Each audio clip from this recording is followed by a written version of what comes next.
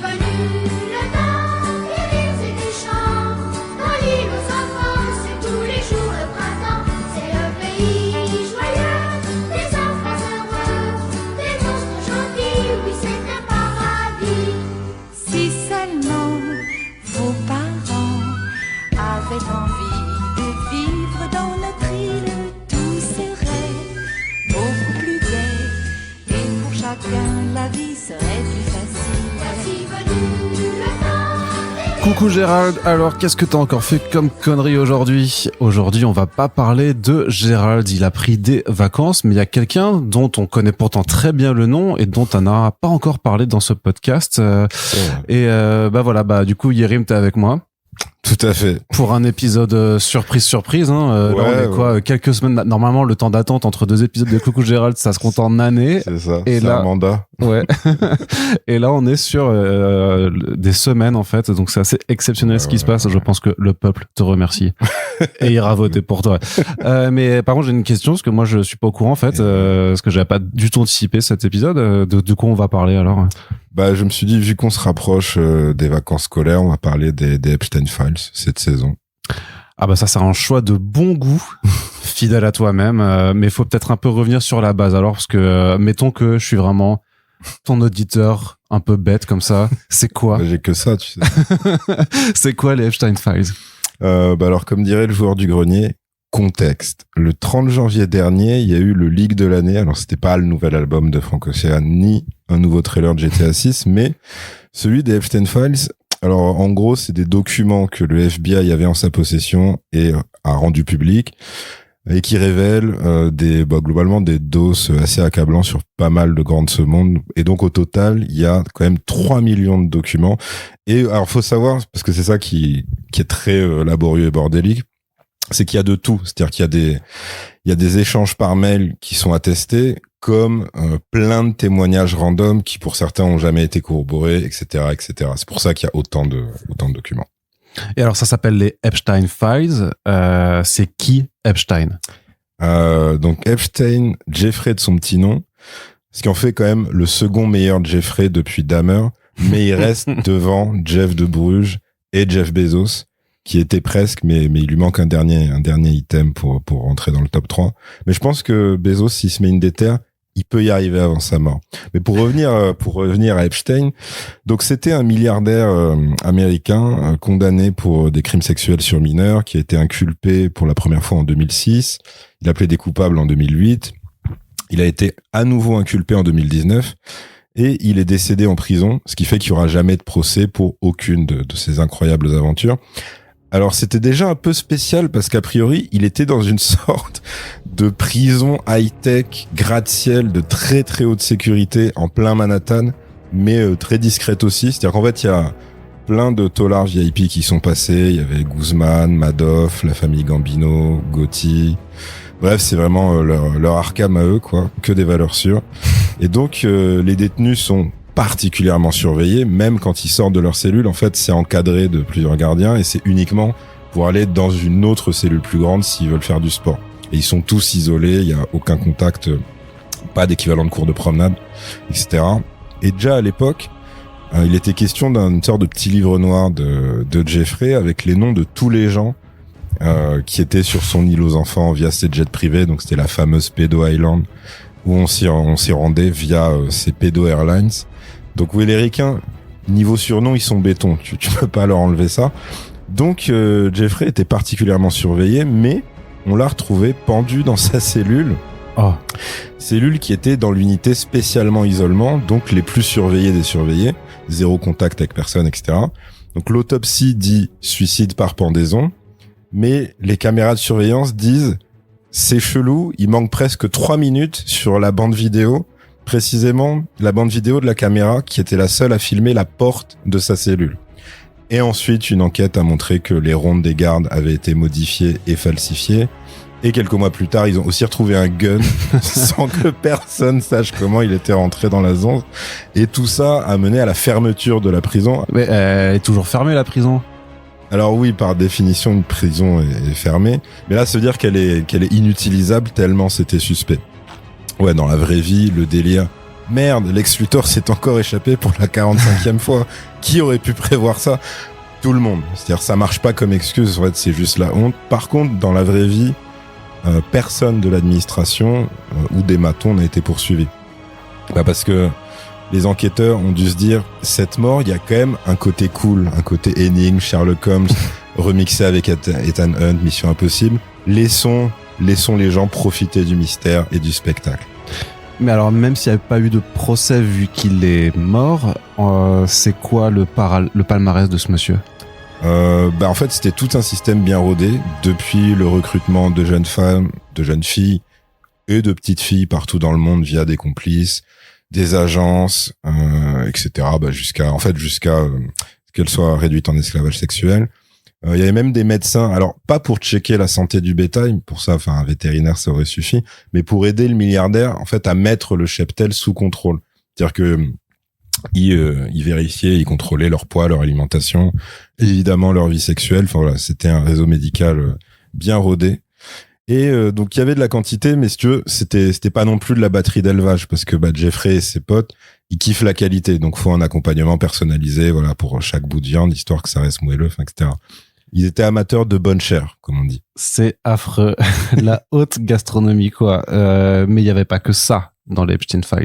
Ouais, il y avait aussi plein d'échanges où ça parlait du coup de haute finance, de lobbying, de différents groupes de pression, de politique internationale, d'intérêts financiers en termes d'achat d'armes notamment et de systèmes de surveillance, des échanges de secrets industriels et diplomatiques qui du coup s'apparentent à de l'espionnage et de l'ingérence, et bien sûr beaucoup de trucs liés à Israël puisque Jeffrey lui-même était pas mal lié au pays.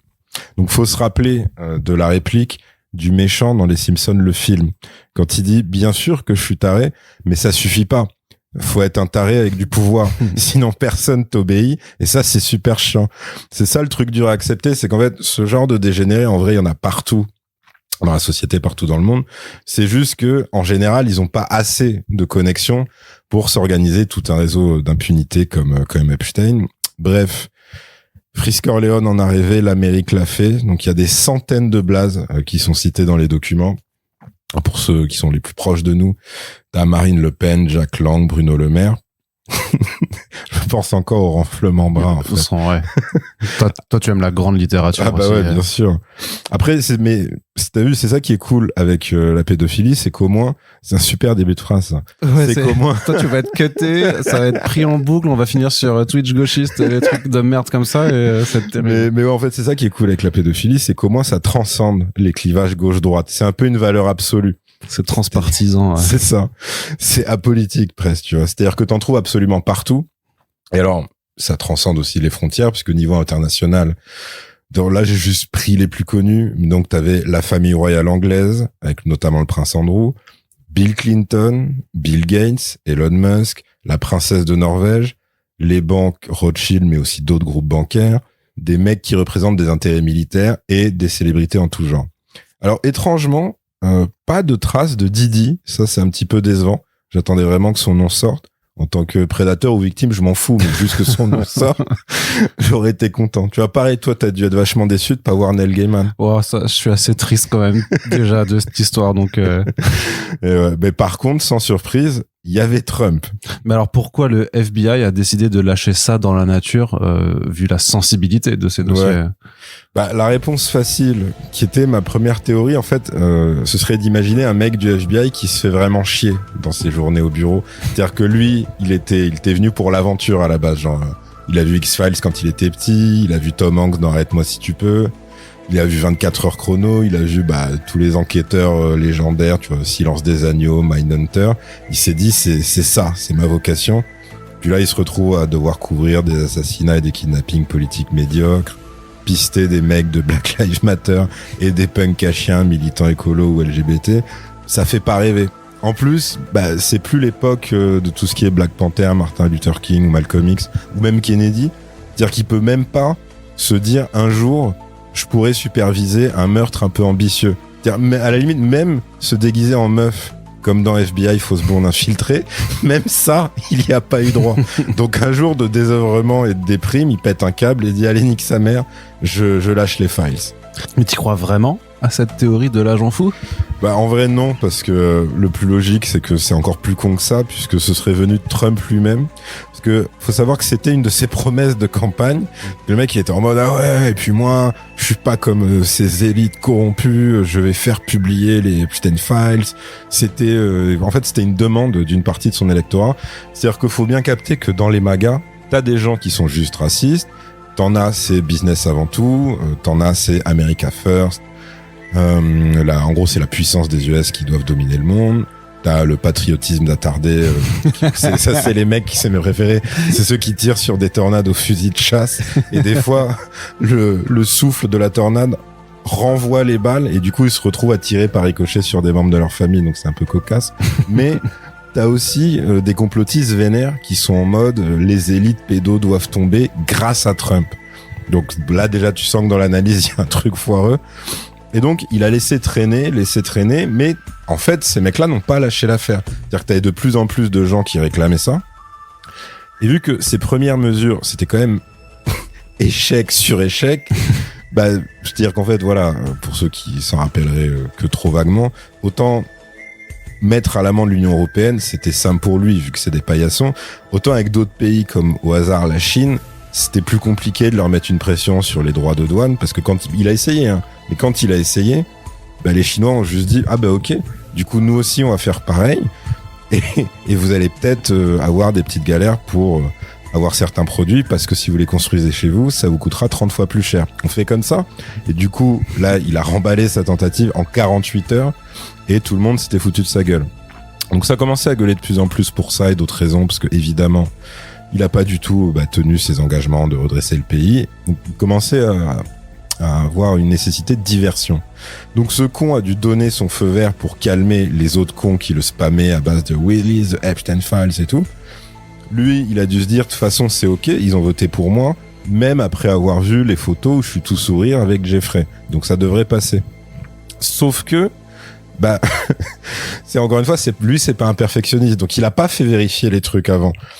Et les gens se sont aperçus que le nom de Trump revient quand même très souvent dans les Epstein Files. Pour avoir un ordre d'idée, alors j'ai pris une rêve d'attardé volontairement, le nom Harry Potter apparaît à peu près 134 fois sur les 7 bouquins qui composent la série. Sur les documents de Epstein, le nom de Donald Trump apparaît 1800 fois. Enfin non, pour être exact, plus de 1800 fois.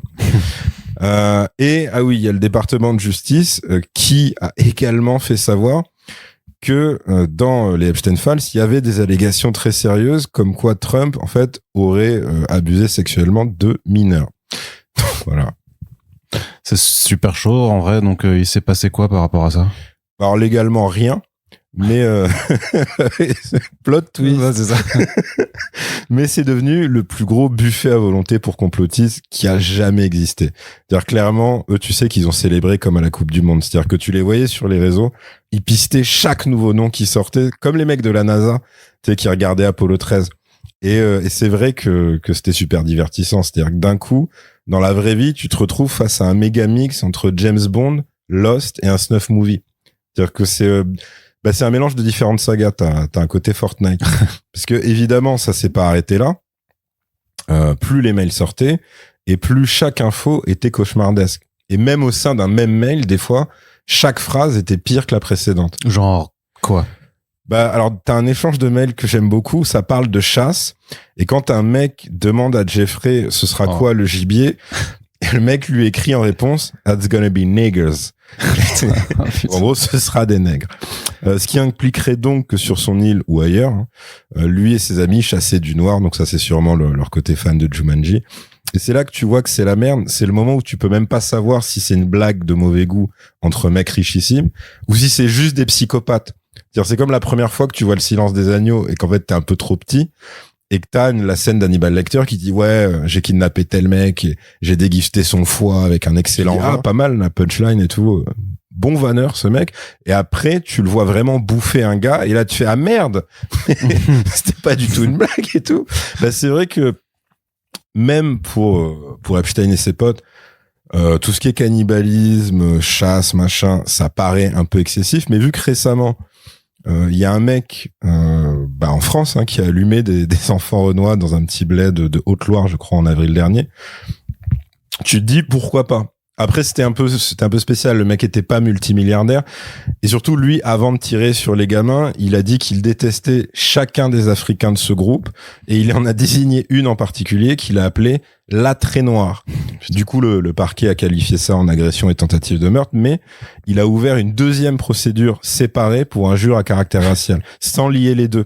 C'est-à-dire que c'est peut-être une coïncidence. C'est-à-dire que d'un côté, ça faisait des mois qu'il les traitait de babouins et de sales noirs. De l'autre côté, de manière complètement décorrélée, il leur a tiré dessus. Mais on ne sait pas si c'est lié, tu vois. Ouais, non, faut laisser l'enquête faire son travail. C'est la subtilité de la justice française. Mais bon, pour revenir à Jeffrey et ses fichiers, voilà, il y avait quoi d'un peu extrême, d'un peu croustille, un peu testi-croustille. Alors t'as aussi eu des délires religieux chelous où ça parlait genre d'acheter un exemplaire un peu historique du Coran pour globalement se branler sur des pages. T'avais aussi des délires d'une partie de ses potes qui faisaient, c'était vachement dans la version des valeurs, en mode notre religion en fait c'est le mal, et en fait tu sais pas si c'est juste très mal écrit ou si c'est un truc de conviction chelou. Et parce qu'ils te disent en fait notre religion elle est vue, si on est honnête, elle sera vue comme le mal parce que les gens sont trop cons et c'est pour ça que c'est facile de les endoctriner. Du coup les gens ont dit voilà, c'est bien ce qu'on vous explique depuis des années, le monde est dirigé par une élite judéo-maçonnico-pédosatanique. Alors que pas vraiment, ça c'est juste du folklore. Mais c'est pas le noyau du problème. T'es encore une fois à se référer à la citation des Simpsons, le film, qui comme d'habitude avait tout prédit.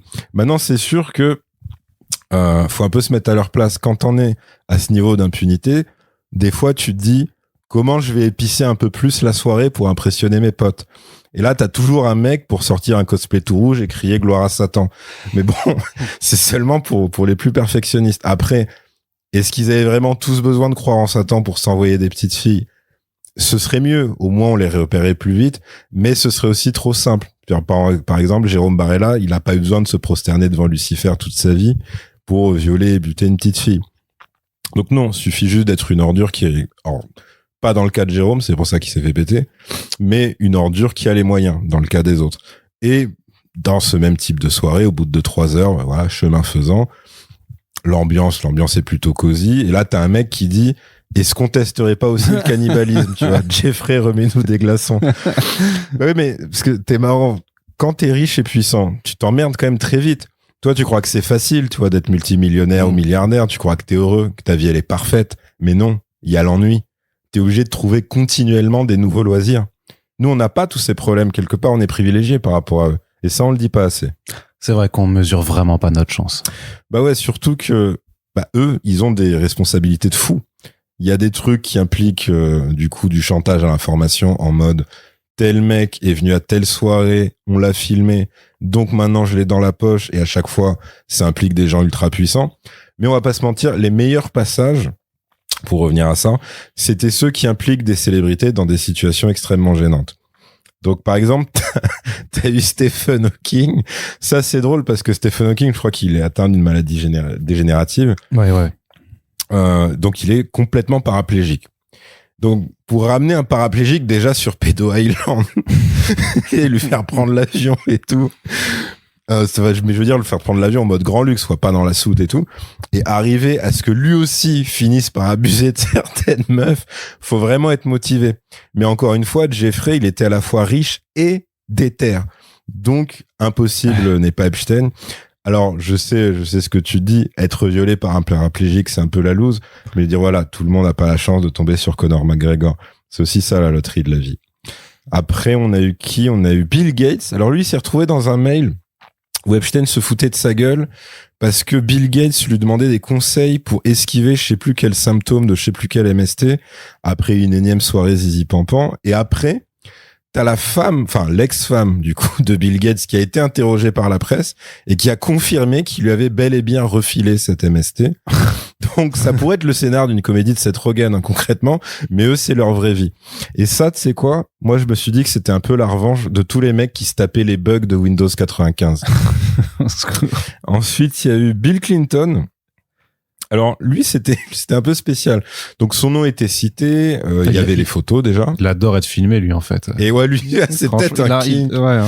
Parce qu'en fait c'est ça le truc, c'est que là du coup c'était une vidéo donc à nouveau filmée, mais où il était devant une commission et pour justement apporter des précisions et réagir face aux files. C'est donc lui, ça lui montre des feuilles de mails imprimées. Donc ça inclut des mails avec des photos. Et là, donc faut quand même se rappeler, comme t'as dit, de son palmarès. Et donc Bill Clinton, maintenant il est vieux. Donc il en a plus rien à foutre. C'est-à-dire que Hillary ne sera jamais élue. Elle l'a pardonné quand il s'est fait péter en train de se faire pépon dans le bureau ovale. Donc il sait qu'il a fini le jeu. Du coup, t'as un moment où il t'éma les photos et il se met à rigoler tout seul en mode sacrée soirée celle-là et tout. Et tu sais, c'est un peu, ça m'a rappelé un peu la vibe de R. Kelly pendant son interview légendaire où à un moment on lui lit des déclarations de victimes et par réflexe à un moment il lâche un petit ouh. C'est genre en mode ah putain c'est vrai que je me la donnais quand même. Donc voilà. Mais bon, tu disais buffet à volonté pour complotistes, donc tu parlais des réseaux sociaux. Ouais. T'as eu des trucs folklore. Derrière, tu vois le nombre de vannes vraiment hilarantes et atroces et de détournements de tarés à la mort de Charlie Kirk. Ouais, je me rappelle. C'était, on va dire, même pas 1/10 que ce qu'il y a eu avec les Epstein Files en termes de divertissement web. C'est-à-dire des fois t'avais juste des mecs qui ils sortaient même pas de vannes, c'était des quinries, juste il lâchait une phrase en commentaire d'une énième info qui était tombée et il disait genre c'est donc pour ça qu'on bosse 40 heures par semaine pour que des milliardaires mangent des enfants. Et là tu sens l'esprit typiquement US, c'est-à-dire que tu dis ce mec-là faudrait le surveiller parce que clairement le rêve américain l'a un peu déçu, mais il va pas laisser passer ça très longtemps, c'est-à-dire ça peut finir en mass shooting. Après bon en fait t'as eu plein de trucs folklore mais il y en a un vraiment c'est peut-être juste la photo de profil mais t'as un compte fan de Elmo donc la marionnette star de Sesame Street et donc compte qui était très suivi et lui en fait à partir d'un moment le mec ou la meuf derrière le compte a pété un câble et il a pas arrêté de mentionner Trump et l'administration Trump avec des posts en majuscules où il y avait juste marqué release the complete file you fucking pedophile cunt. Et du coup t'avais la grosse tête de la marionnette avec que des posts comme ça et des gens qui réalisaient mais Elmo qu'est-ce qui te prend. C'est que du coup il est suivi par des gamins et tout, personne ne comprenait. Donc voilà et évidemment il y a eu l'élite des créateurs d'internet. Alors par là je veux dire vraiment pas des génies mais des geeks puants qui ont tapé leur meilleur prompt pour produire des vidéos IA de plus en plus folkloriques. Et alors évidemment on est en podcast audio donc on peut vous montrer ni photo ni vidéo, plutôt serait probablement ban très très vite de toutes les plateformes, mais il y en a quand même une que je t'avais montré d'ailleurs qui est ma préférée. C'est une vidéo où en fait t'as de manière hyper réaliste, que ce soit physiquement ou au niveau de leur voix, en fait t'as une baston entre Tom Cruise et Brad Pitt et sauf que le dialogue c'est Brad Pitt qui dit vous avez tué Jeffrey Epstein, bande de monstres. Alors déjà tu comprends pas. Et Cruise qui fait il en savait trop sur nos opérations en Chine. Il devait mourir et tout. Ensuite Cruise se retrouve à avoir le dessus sur Brad Pitt. C'est là que tu vois que c'est quand même de l'IA, parce que même en termes de taille, il y a un truc qui va pas du tout. Mais là où ils ont respecté le truc, c'est que Cruise, j'imagine, est censé être le méchant dans cette espèce de vidéo chelou. Et donc là, il dit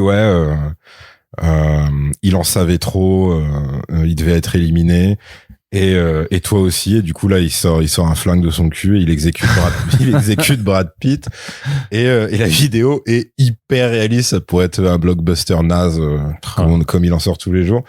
Et ça rappelle un truc, parce que là des gens vont dire oui mais attends, pourquoi dans ce scénario bizarre, donc Brad Pitt serait un gentil mais qui est pas content qu'ils aient fait tuer Jeffrey Epstein et tout. Bah oui, parce qu'ils lui font aussi dire avant de crever, he was a good man. Et donc là, tu fais, oula, Et c'est qu'en fait, là, c'est des gens, quand il y a eu la sortie des Epstein Files sont partis du principe en fait qu'il y avait un complot dans le complot et que du coup en fait Jeffrey était un sympathique lanceur d'alerte et qui s'était fait tuer dans cette fameuse prison pour le faire taire. Du coup en fait ils ont absous absolument tout le reste de ce qu'il avait fait. Ouais. Donc voilà, ça allait jusque là.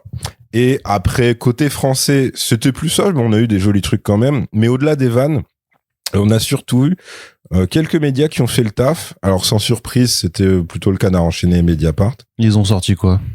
Alors il y a eu une enquête de Mediapart sur Olivier Colomb. Alors Olivier Colomb, c'est l'ancien conseiller de Sarkozy, conseiller diplomatique adjoint à l'Élysée à l'époque. Et en fait, lui, il y a quand même beaucoup d'échanges de mails entre lui et Jeffrey, notamment un. Donc c'est ça qui a titré Mediapart et ensuite les autres qui ont embrayé, parce que globalement c'est Jeffrey Epstein qui dit je suis dans un aquarium, donc je pense que c'est en mode jacuzzi, plein de filles.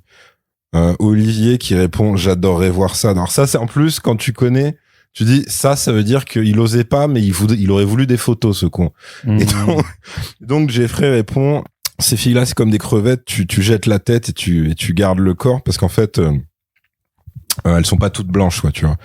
Et là t'as Olivier qui dit ah ouais moi je préfère les blanches. Jeffrey qui dit pareil je supporterai pas l'odeur d'une crevette noire. Oh là là. Et Olivier qui dit ouais moi pareil. Et en plus tu sens que c'est un énorme suceur, c'est ça qui est très drôle.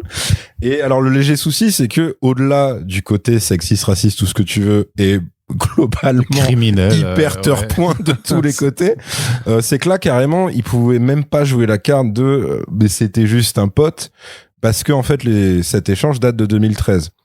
Et donc Jeffrey il était condamné depuis 2008 quand même. Donc là tu peux même pas jouer le truc de j'étais pas au courant. Et donc voilà Olivier, encore un glorieux membre de l'entourage du petit Nicolas. Mais alors du coup du côté des médias mainstream, bah c'est exactement la question qu'a posée publiquement Antoine Léaumont en postant sur ses réseaux. Donc il disait la justice a publié 3 millions de documents de l'affaire Epstein, pédocriminalité, financement illégaux, ingérence. Toute la lumière doit être faite sur les Français impliqués. Que fait la presse? Donc effectivement, ça allait dans le bon sens. Alors, la seule petite ombre au tableau, c'est qu'en fait, il y a une ex-militante de la France Insoumise qui s'appelle Fatima Ben Omar qui lui a répondu « Oui, mais en gros, toi, tu dragues des mineurs dans les militantes insoumises, donc quelque part, ferme ta gueule. » Et encore une fois, c'est ce que j'avais dit, c'est ça qui est génial, c'est-à-dire que droite, gauche, tu trouveras toujours ton bonheur partout dans ces histoires-là. Alors après, aucune idée de ce qu'a branlé Antoine avec son fan club de mineurs et les filles, mais faut quand même admettre un truc, ça expliquerait bien des choses, à commencer par son choix étrange de lunettes. C'est-à-dire, c'est quand même des lunettes de pédophile qu'il porte.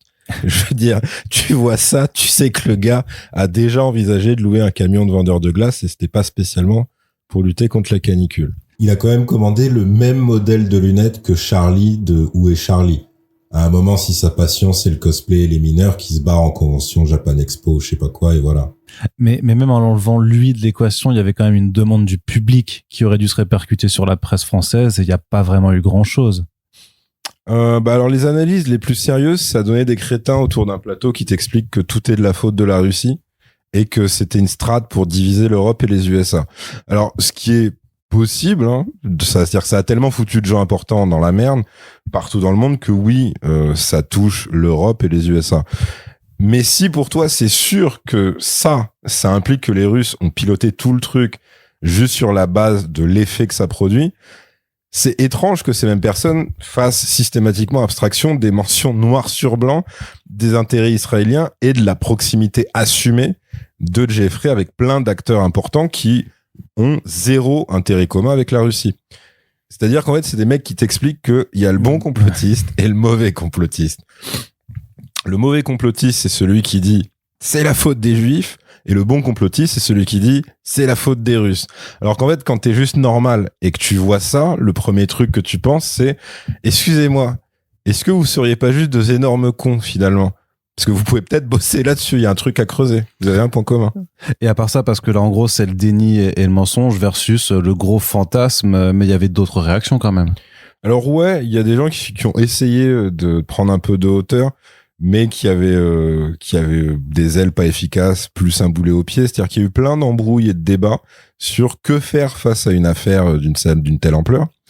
Et des gens se sont mis à disserter sur des punitions, des mesures et des peines de prison imaginaires sur le fameux terrain des idées. Le meilleur. Alors que c'est un des rares cas où, pour la première fois depuis très longtemps dans l'histoire de l'humanité, si tous les gens impliqués crèvent d'une mort lente et douloureuse du jour au lendemain, a priori, tu vas pas t'habiller en noir. Ça va plutôt sortir le champagne et les trompettes.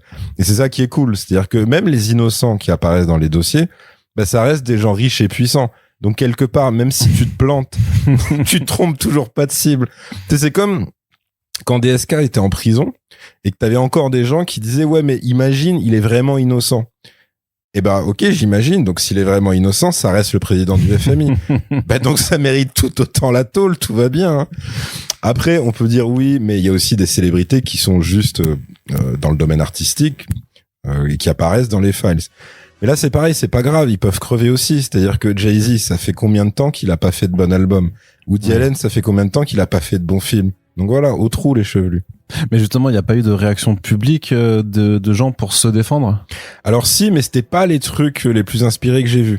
Puisqu'on a eu Elon Musk qui, dans un premier temps, se moquait des gens impliqués jusqu'à ce qu'il se rende compte qu'il était lui aussi cité à plusieurs reprises et qu'il y avait carrément un mail de lui où il demande à Epstein quand est-ce qu'aura lieu sa wildest party, sa soirée la plus ouf. Et donc là, il a fermé sa gueule. C'était cool, mais ça a duré que quelques heures. Juste après, il est revenu avec un super argument.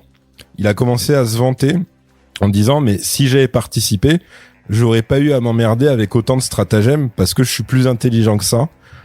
Et en plus, j'aimais pas certaines personnes qui y allaient. Alors a priori, 2 déclarations légèrement contradictoires, mais bon, lui, il en est plus là.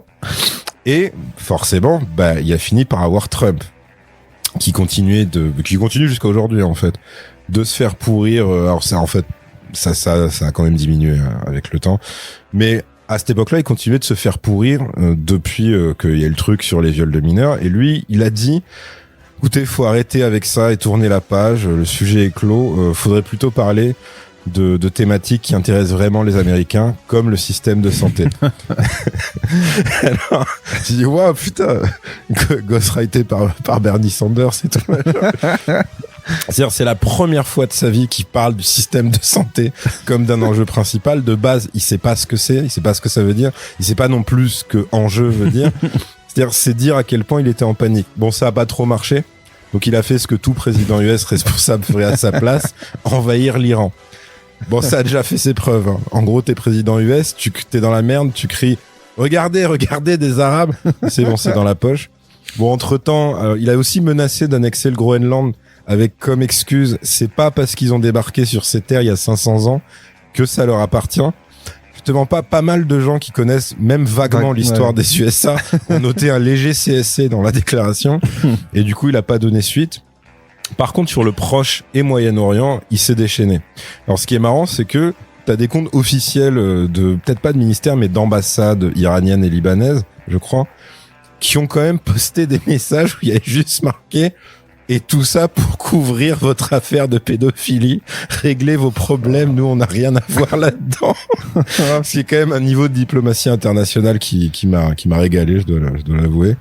Par contre, c'est là qu'on se rappelle que quand Bush senior et junior avaient fait la misère à tout le Moyen-Orient, c'était même pas pour faire oublier une affaire de ouf. C'est-à-dire, personne n'avait de levier sur eux, chantage sur leur vie sexuelle ou quoi. Non, eux, c'était juste pour le sport, pour l'amour du beau geste, et ça, c'est beau. Et en autre petit plaisir coupable, il y a la presse anglaise. Parce que eux, tu sais, c'est presque eux qui ont inventé le concept de presse à scandale.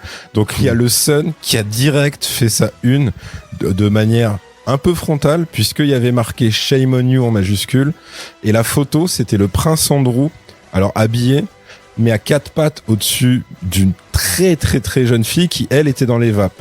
Et en plus, le prince Andrew, parce qu'il y avait dû avoir Jeffrey derrière l'appareil photo qui disait dit cheese. Du coup, le mec a une tête de con avec les yeux rouges, avec les couleurs inversées. Oh là là là là. Il a l'air hébété, tu comprends pas et tout. Et donc, le prince Andrew a ensuite été déchu de ses privilèges royaux. Alors pour nous c'est un peu normal, pour eux pas du tout, hein. Pour eux c'est exceptionnel le fou, et surtout il a été convoqué pour témoigner. Enfin voilà, on est sur une fin de carrière pas folichonne pour le prince charmant. Alors en France, par contre, il n'y a pas eu ça du tout en termes de conséquences. Le truc c'est que nous on a d'autres traditions. Les Anglais, ils ont jamais guillotiné leur famille royale, mais par contre, il y a des trucs qui laissent plus passer avec le temps. Nous, c'est l'inverse. On a décapité plein de nobles, mais juste après, on a dit, à partir de maintenant, on est des petites putes.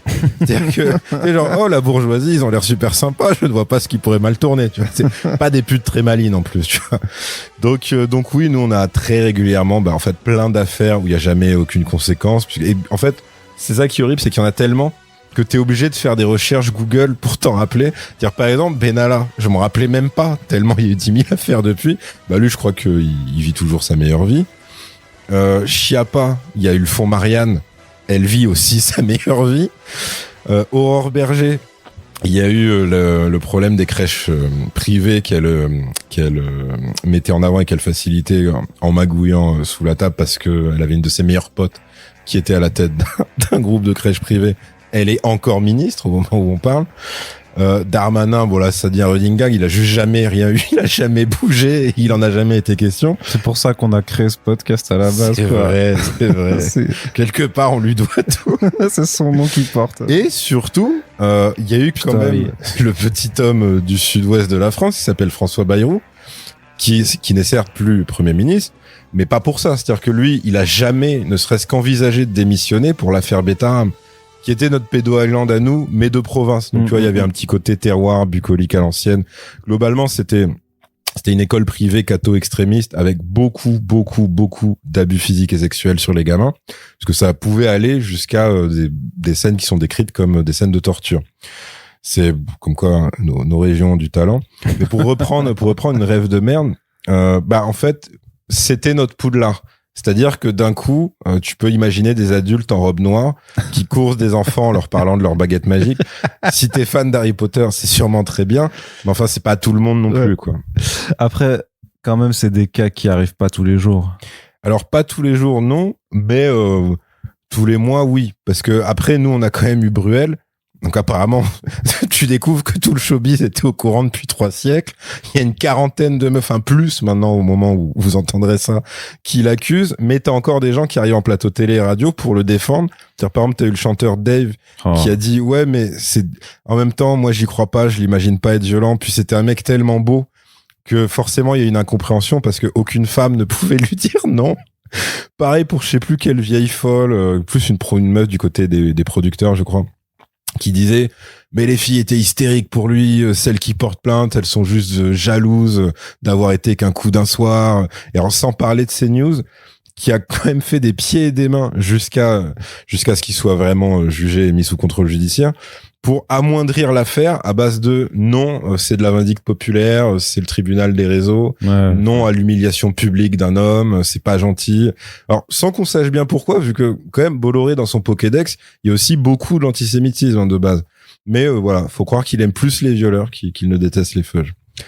Et ça ne s'arrête pas là, puisque il y a aussi le côté fait divers glauque, c'est-à-dire même en sortant des gens riches et célèbres. Là, nous, on a eu quand même l'affaire Liana, où globalement, au-delà de l'horreur du truc, parce que donc c'est une gamine qui a été violée et tuée, t'as eu quand même la réaction d'abord, pour le coup, un peu populaire, où là, t'avais à la fois des gens de droite et de gauche, mais qui étaient juste en mode, bon, là, par contre, il y a quand même un peu trop de dysfonctionnement. Il y a eu je sais pas combien de signalements. Vous avez rien branlé. Il y a une fillette qui est morte dans d'atroces souffrances. Donc, il y a eu un rassemblement devant le ministère de la Justice qui a très bien réagi, puisqu'en fait, ils ont juste envoyé des CRS. Mais là, pour gazer les meufs, quoi. C'est ça. Alors, tu sentais quand même qu'ils avaient des consignes de retenue, parce qu'en mode, c'est pas non plus le comité Adama. Vous pouvez pas vous lâcher comme tous les mercredis.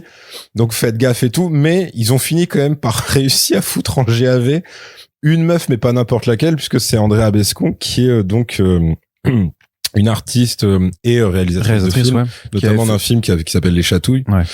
Et en fait, qui est inspiré de sa propre histoire, puisque elle a été victime d'abus quand elle était toute petite, etc. C'est-à-dire que sur toutes les meufs et les mecs qu'ils auraient pu péter et foutre en GAV, qui auraient fait moins de bruit parce que pas connus, ils sont tombés sur la meuf qui était forcément la plus médiatisée et tout. Donc t'as eu ça. Vu que ça continuait quand même de gueuler, t'as Macron qui exceptionnellement s'est fendu d'un commentaire qui était « On ne répond pas à une affaire aussi grave par des cris ». Alors, choix de mots quand même un petit peu malheureux. Quel énorme sac à merde. Vraiment. Donc voilà. Après, peut-être que lui, il s'identifie et il est en mode, moi, j'étais très content avec Brigitte. Pourquoi, un truc. Donc, il y a eu ça. Et évidemment, il y a eu le ministre actuel de la Justice, notre chouchou, notre GG. Qui, lui, a mis un petit peu de temps, à se montrer parce que, dans plein d'autres pays, en fait, tu démissionnes quand t'as un dysfonctionnement pareil. Ouais, direct. Et en fait, la galère, c'est que lui, il a fini par dire « Je n'ai pas démissionné ». J'aime bien parce que c'est pas « Je ne vais pas démissionner ». C'est en mode, c'est déjà une question qui est dans le passé pour lui et tout. Ouais. Il dit « Je n'ai pas démissionné car cette défaillance n'est pas de ma responsabilité ». Et parce que juste avant, il avait dit « Il y a une défaillance juridique et tout ».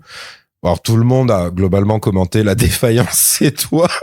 Parce que oui, le bon Gérald quand même, c'est lui qui incarne la première et la plus exposée des défaillances de la justice française, puisque si on est honnête, c'est quand même historique d'avoir un pointeur qui est passé du ministère de l'Intérieur au ministère de la Justice.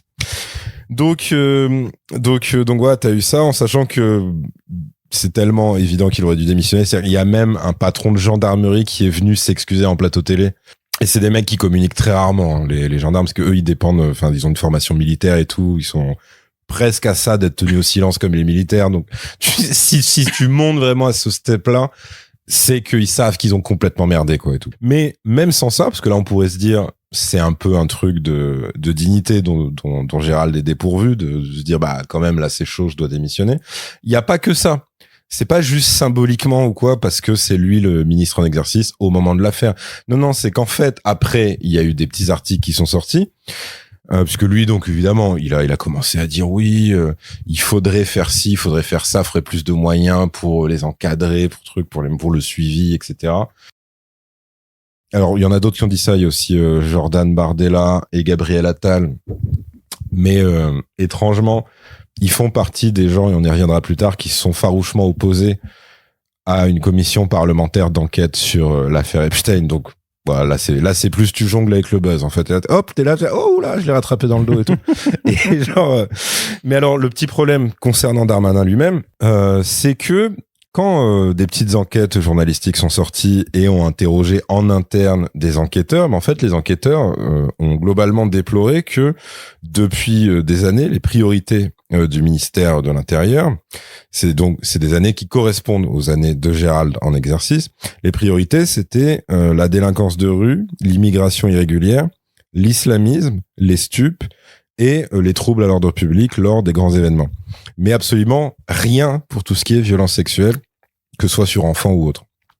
Donc, en langage normal, ça veut dire que Gérald considère qu'un migrant, un vendeur de shit, ou un mec qui fait la fête trop fort, d'ailleurs, c'est souvent la même personne, si tu regardes bien, après un match de foot, c'est prioritaire sur un enfant violé, tu vois. Bon, après, chacun a son petit barème. Moi, je connais pas le sien, donc je peux pas juger, quoi, tu vois. Et pareil, dans les petits trucs qui sortent de manière assez régulière, il y avait quand même eu un élu parisien condamné parce qu'on avait pété sur son ordi des images pédopornographiques, mais pas que. Il avait aussi des vidéos zoophiles, beaucoup de drogue pour du chemsex, et il avait écrit un truc où il disait qu'il fantasmait le viol d'un mineur de 12 ans par un animal. Un animal qui devait pas être un chien, ça devait être un truc encore plus bizarre. Sinon, dans l'article, ils auraient précisé l'animal. Et donc, ce mec s'appelle Nicolas Jeantet, donc conseiller de Paris 15e, élu sur la liste de Rachida Dati et ancien cadre du nouveau centre.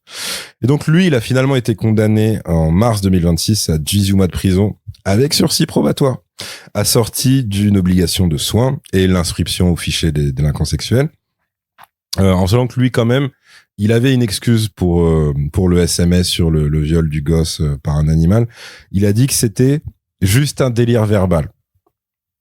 Bah, on n'a pas de raison de pas le croire, hein. Ouais. Parce que oui, à ce jour, Nicolas Jeantet siège toujours en fait au Conseil de Paris. D'accord. Ouais. Ouais. Et il était en 4e position sur la liste d'Agnès Séveraine, qui était une alliée de Dati pour les municipales parisiennes. Alors, au moment où vous écouterez ce podcast, peut-être qu'il aura enfin été dégagé du Conseil parisien, mais jusqu'à après sa condamnation, ben en fait, il a continué d'être payé plus de 4500 balles par mois, qui est son indemnité de Conseil de Paris. C'est-à-dire que ce mec, donc, non seulement a continué de siéger et d'être payé par l'argent public, mais pour ceux qui se diraient, OK, mais ça fait que quelques mois depuis la condamnation, c'était début mars dernier, etc. Rassurez-vous, il avait déjà été condamné en 2023. Et il avait été, évidemment, accusé de tout ça, parce que là, c'est l'ultime condamnation, bien avant ça. Donc, en fait, le mec, à nouveau, a vécu sa meilleure vie comme le fils du sénateur Rourke dans Sin City. Oui. C'est quand il dit « Je me suis bien amusé pendant toutes ces années et tout ». C'était la même énergie. Et toujours, si on est dans l'administration parisienne. Et tu sais qu'en fait, ça fait mal à la tête de se dire effectivement qu'il y a eu tout ça. Ouais. Et qu'en fait, ce Qu'on que a tu oublié. énumères, c'est que 2% de tout ce qu'on a eu droit en fait ces Oui. dernières années, quoi. Oui, C'est- oui. Surtout que là, s'il a perdu ses privilèges au moment où le podcast sort, c'est pas un recours juridique, et c'est certainement pas sa démission, c'est parce qu'il aurait perdu à tous les niveaux un truc municipal et qu'il aurait pas été renommé à cause de ça. Donc ça aurait même pas été une vraie conséquence de sa condamnation. Non, c'est fou. Donc il y a ça, et si on reste sur l'admin parisienne, si tu te rappelles, il y a eu vaguement un petit truc pendant la campagne municipale Ouais. autour de justement d'abus sexuels, notamment Dans le périscolaire. dans le périscolaire. Ouais, ouais. Et donc là, au début du mois de juin, il y a quand même eu 132 animateurs suspendus, dont 52 pour suspicion de violence sexuelle ou sexiste. Alors on pourrait se dire c'est cool, mais le léger souci c'est que l'info a été est devenue publique. Donc en gros le fait qu'ils ont été virés, parce que l'enquête a pas pris beaucoup de temps et de difficultés. C'est juste que vu qu'il y avait eu des dénonciations publiques qui avaient fait scandale pendant la campagne électorale des municipales, enfin non je déconne d'ailleurs, ça n'avait pas fait scandale, mais ça faisait un peu tache de café sur le coin de la feuille de présence, tu vois. Donc après les élections, l'administration parisienne s'est dit ok, si vraiment on n'a pas le choix, vas-y, on va la faire l'enquête. Oh là là, et bim, 132 suspensions directes. Ok, mais politiquement, d'accord. Mais médiatiquement, les Epstein's Files, tu peux me dire pourquoi ça a pas fait plus de bruit au moins au moment où c'est sorti, même au niveau presse, puisque bah eux, ce qu'ils veulent faire, c'est quand même de l'audience. Et là, il y avait grave C'est vrai moyen. que normalement, t'as de la matière. Déjà, niveau média, faut dire que en vrai, l'actu était très chargée à la même période. Et il y avait des infos bien plus importantes. Déjà, il y avait une manif de flics qui militaient, je sais plus pourquoi, enfin, sûrement.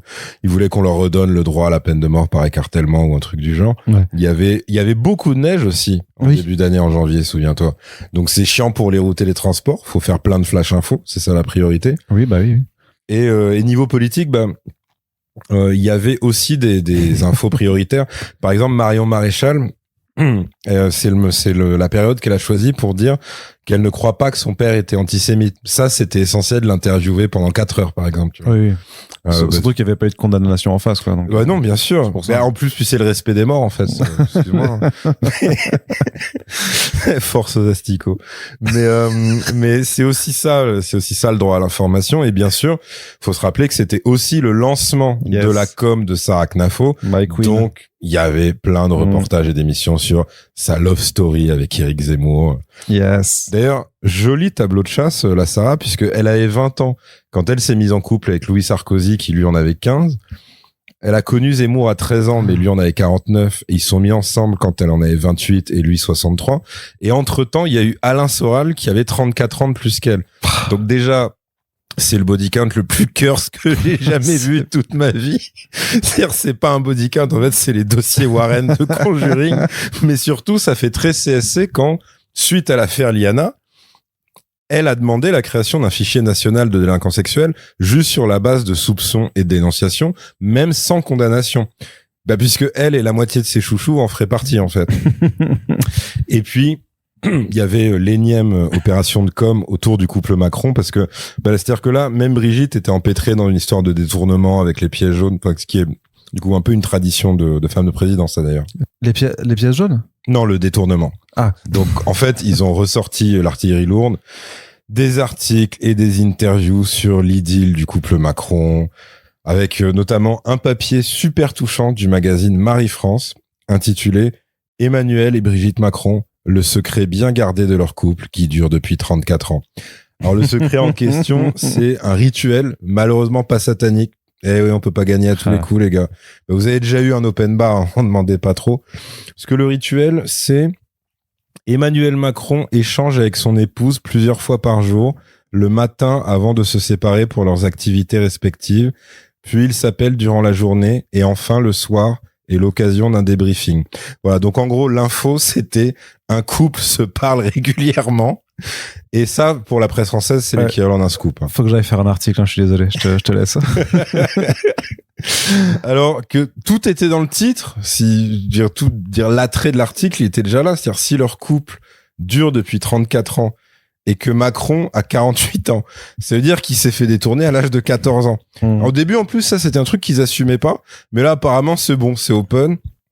C'est un peu comme quand Jaime et Cersei Lannister, ils se mettent à s'afficher en tant que couple royal là, dans Game of Thrones et à baiser devant le petit personnel, etc. Voilà, la bienséance, elle a foutu le camp. Mais tu sais quoi? Et si c'était ça le secret du bonheur en couple sur la durée? De s'envoyer devant le petit personnel. Et puis, niveau fait divers, on était aussi assez géchard, parce que ce qui peut expliquer le dédain de l'affaire Epstein, c'est qu'il y avait le jugement du champion qui avait mis 26 coups de cutter à la gorge d'un mec et qui a dit ensuite « J'espère qu'il se vide de son sang, j'espère qu'il est mort, j'ai 31 ans, j'ai tué un arabe et je suis fier de moi ». Bon, non mais après c'est cool, faut encourager les gens qui croient en leurs rêves, mais évidemment le mec était trop con pour y arriver, donc il a pas fini sa victime qui a survécu et il était donc jugé pour tentative de meurtre. Donc t'imagines bien que ça prenait tout l'espace médiatique pendant l'intégralité de son procès, quoi. Non, je m'en souviens pas. Normal, c'était ironique. Personne, ou presque, n'en a parlé. Vu que c'était ni le bon profil de coupable, ni le bon profil de victime. Par contre, on a eu Bardella en télé pendant 1 semaine et demie sur la même période pour pleurnicher parce qu'il s'était mangé un œuf sur le coin de la gueule. La violence politique. Et ouais. Alors que si ça se trouve, c'était pour lui rendre service parce que il y a plein de recettes avec des œufs qui facilite le transit intestinal. Et vu qu'il a l'air d'en avoir grand besoin, je l'ai trouvé un petit peu ingrat sur ce coup-là. Mais il n'y a pas eu des rédactions qui se sont intéressées à l'affaire, même superficiellement? En fait, si, mais c'était ce qu'on appelle le mal du siècle, à savoir les fact-checkers français. C'est-à-dire que c'est une armée, en fait, de fact-checkers qui est venue décortiquer des passages qui n'intéressaient personne pour en tirer des conclusions qui intéressaient encore moins de monde. C'est-à-dire, en gros, voilà. Pour ceux qui voient pas, fact-checker, c'est un métier qui est né quand c'est devenu trop évident que les journalistes bossaient plus du tout et vérifiaient jamais leurs sources avant de balancer des opinions de merde. Donc, vu qu'on s'est mis à parler anglais à base de fake news pour simplement dire erreur de con ou simplement mensonge, fallait un équivalent pour dire l'inverse. Et on pouvait pas juste dire truth, parce que ça aurait voulu dire la vérité et c'est évident que t'en trouveras pas une trace chez ces personnes. Du coup, ils ont pris des journalistes légèrement moins feignasses que les autres pour faire ce qui était considéré comme la base il y a encore 5 à 10 ans, à savoir vérifier des infos basiques. Donc globalement, ça revient à tomber sur un adulte un peu con qui arrive premier à un concours pour enfants.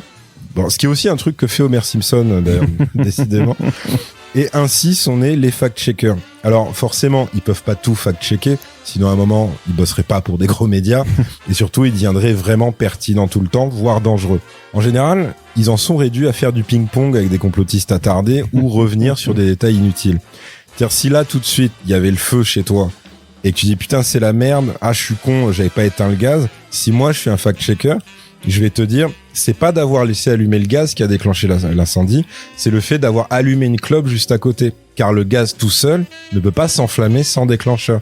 Et par contre, je vais pas t'aider avec l'incendie, et donc t'auras envie déjà de me tuer, et t'auras raison.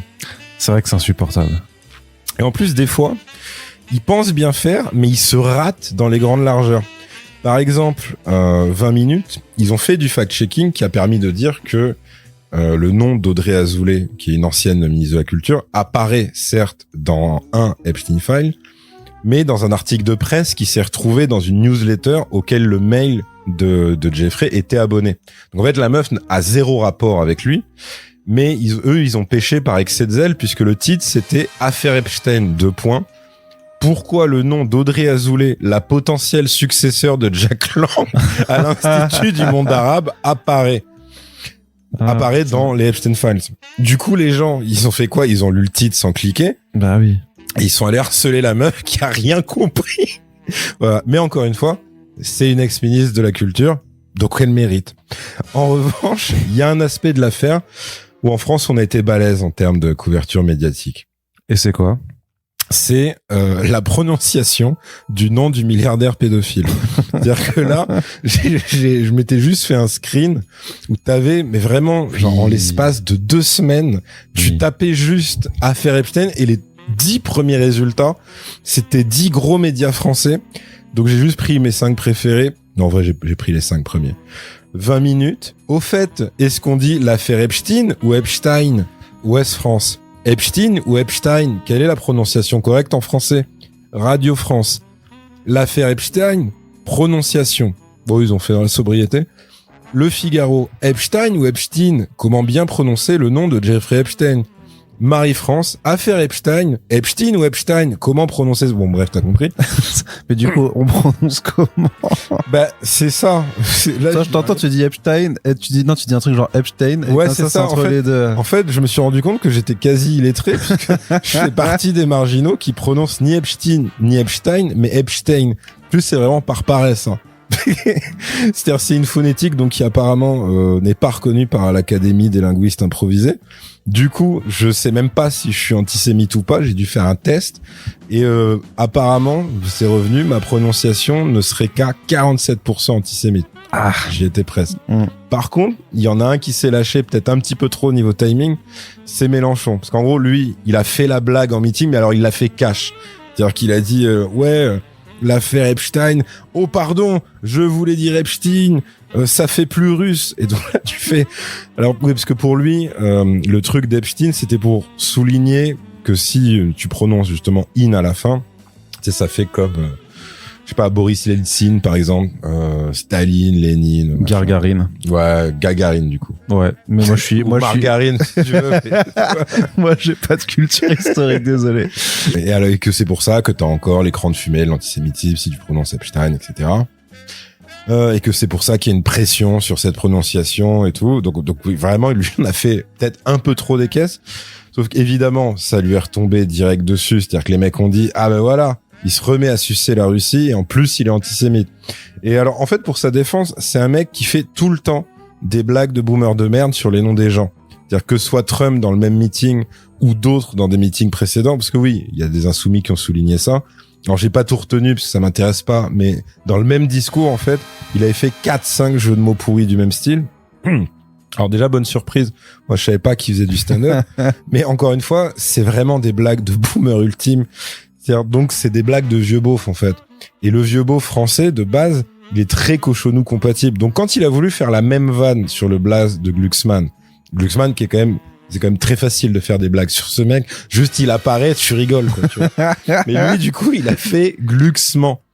Parce que c'est un menteur, tu vois. Bon, déjà, tu fais, oh, ouais. Pas foufou, genre, t'aurais pu avoir mieux, tu vois. Même un truc sexy sur Léa Salamé, on aurait pris, tu vois, machin. Là, c'était juste naze. Il y avait pas trop d'imagination. Et surtout, manque de peau. Bah, ses ennemis politiques ont dit, ah, hop. Le Pen senior, il l'a déjà fait il y a 30 ans, en fait, ta blague. Et effectivement, c'était le cas. Sur un autre blaze feu, il avait fait mort à la place de Man. Et d'ailleurs, c'est un des rares trucs où Mélenchon a été obligé de s'excuser, je crois. Mais c'est le problème, en fait, d'être un gros bourge babtou de 75 balais. C'est-à-dire, niveau van, en fait, fais-toi ghostwriter, sinon t'es gênant. Mais tout ça, c'est entre lui et sa beaufitude. Le souci, c'est que ça a resservi de diversion cosmique pour zapper complètement le vrai souci, à savoir les actes et le réseau Epstein. Pas la prononciation du nom d'un pédophile notoire. Ouais, ça, et le côté écran de fumée polémique, etc., on a l'habitude, quoi. Mais niveau justice, c'est quand même chaud qu'il y ait eu si peu de choses. Alors, il y a un truc qui pourrait peut-être expliquer cette pudeur typiquement franco-française, c'est qu'en fait, tous les mails, donc tu vois, les 3 millions de documents, là, tous les mails de Jeffrey étaient entre les mains de la justice française depuis 6 ans. Parce que ce compte mail, il avait été officiellement saisi lors de la perquise du domicile parisien du mec en septembre 2019. Et alors pareil, à ce level de nullité, tu peux pas savoir si c'est de l'incompétence ou si c'est complètement volontaire, mais dans les deux cas, en tout cas dans mon livre, ça s'appelle la complicité en fait. C'est-à-dire, par contre, pour la justice française, ça relève plus de l'étourderie. Genre le truc où t'avais pas mis en pense-bête, quoi. Bon move du coup de la France Insoumise, parce que ça leur arrive aussi. Ils ont proposé une commission d'enquête transpartisane, enquête parlementaire, sur l'affaire Epstein. Ça a été rejeté dans la seconde. Et qui l'a rejeté? C'était une commission d'enquête parlementaire, donc c'est la présidente de l'Assemblée nationale qui décidait. Du coup, on parle de Yael Braun-Pivet, donc oui, c'était pas gagné. Déjà, parce que si elle met en cause qui que ce soit ou quoi que ce soit de riche ou avec un lien fort avec le pouvoir en place, elle meurt. Alors, on peut croire que c'est une vanne, genre si machin il fait ça, il meurt, ou c'est comment. Mais non, je pense premier degré que si elle osait faire un truc sur l'affaire Epstein, elle se ferait tuer, t'es genre suicidée d'une balle dans le dos, quoi, tu vois. Mais surtout, il y a une autre raison, c'est que Yael, elle a pas été que présidente de l'Assemblée nationale dans sa vie. À un moment, elle a eu un vrai travail. Elle a un parcours, elle a un background. Et dans ce background, elle a bossé dans le cabinet d'avocats Temim. Ne pas confondre avec T-1000, qui est l'ennemi dans Terminator 2. Parce que là, c'est un cabinet d'avocats, donc, qui a comme spécialité d'aider à étouffer les scandales qui impliquent des bistouquettes. Donc, d'ailleurs, est-ce que tu sais qui ils ont défendu, entre autres? Non. Alors, il y a un truc, j'aimerais dire qu'on en est sûr, mais en vrai, c'est pas assez étayé. Mais il y aurait eu un certain Brunel, qui était l'un des recruteurs, en fait, de Jeffrey Epstein. Mais encore une fois, là, il n'y a pas assez de preuves matérielles de ça. Peut-être ils lui ont juste donné des conseils, peut-être ils sont même jamais vus. C'est comme les mails non corroborés. Du coup, je m'excuse, je retire ce que j'ai dit, faux salaire. Dans ce cabinet, ils ont juste défendu Polanski, Depardieu, Richard Berry, Patrick Bruel. Mais Happy End, Temim, donc le boss du cabinet, est décédé en 2023. Mais Yael en garde le souvenir d'un mentor habile et brillant.